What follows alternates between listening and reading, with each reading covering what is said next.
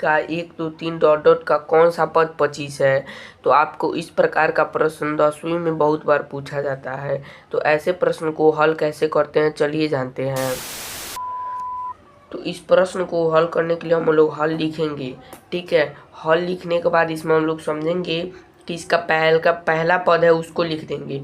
तो पहले पद को हम ए से सूचित करते हैं, ए से दर्शाते हैं। तो ए बराबर हम क्या लिख देंगे, 1 लिख देंगे, ठीक है। ए बराबर 1 लिख देंगे। उसके बाद हम क्या करेंगे, डी का मान निकालेंगे। किसका मान निकालेंगे, डी का मान निकालेंगे। तो डी मतलब सर्वांतर होता है।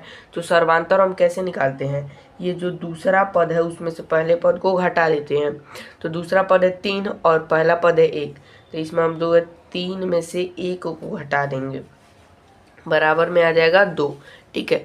अब हम निकालेंगे एनवा पद, ठीक है। एनवा पद इसमें क्या है, ए एन जिसको हम बोलते हैं, मतलब ए का पावर 1 रहेगा इधर, तो पहला पद हो जाएगा, दूसरा पद ऐसे करके हो जाता है, ठीक है। आप लोगों ने पिछली वीडियो में देखा है, नहीं देखा है तो वीडियो का लिंक डिस्क्रिप्शन में है। तो इसका जो है एनवा पद क्या है, इसमें पूछ रहा है कौन सा पद 25 है। तो मतलब 25 पद है तो सबसे लास्ट ही पद होगा, इसमें दिया हुआ पद सबसे लास्ट होगा, ठीक है।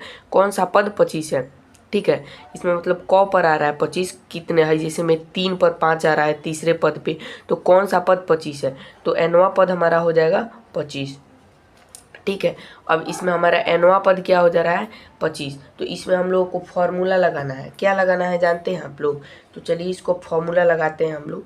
डी बराबर, आप लोगों ने ये फॉर्मूला देखा होगा, डी बराबर क्या है, ए और प्लस में इंटू में n-1, और इधर क्या हो जाएगा आप लोग जानते हैं, इधर हो जाएगा डी, ठीक है। डी यहाँ पर यहाँ पर जो है ये जो है एनवा पद होता है, एनवा पद बराबर। तो यहाँ पर ए एन का मान कितना है, ए एन यहाँ पर ए एन बराबर ए प्लस n-1 इंटू डी होता है।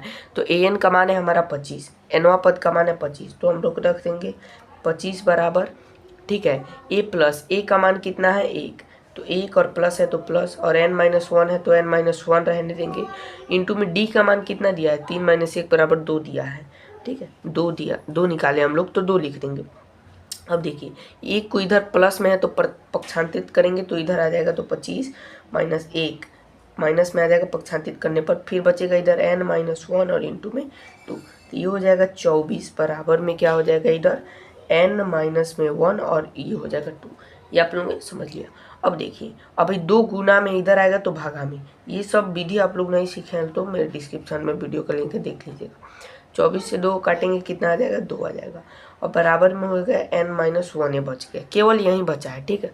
अब देखिए इसको आगे बढ़ते हैं, तो इसको देखेंगे अब लोग। अब क्या इधर बच गया, इसको 12 बार में हम लोग काटे, 2 से 12 बार में, तो 12 बराबर हमारा बच गया n-1, ठीक है। तो इधर 1 जो है माइनस में पक्षांतरित करेंगे तो 12 प्लस में 1, ये क्या हो जाएगा बराबर में n। तो n बराबर में हमारा 13 हो जाएगा, इधर लिखा है इधर n बराबर में 13। तो ये आंसर नहीं हुआ, आंसर क्या होगा चलिए बताते हैं। हमारा आंसर यह होगा कि अतः एपी श्रेणी का 13वां पद 25 होगा। यहाँ पर 13 आया है तो 13वां पद। तो आशा है कि आप लोग को ये वीडियो से इस क्वेश्चन को सॉल्व कर लिया। आपको इस प्रकार के जितने भी क्वेश्चन मिलेंगे आप उसको सॉल्व कर लेंगे। धन्यवाद दोस्तों।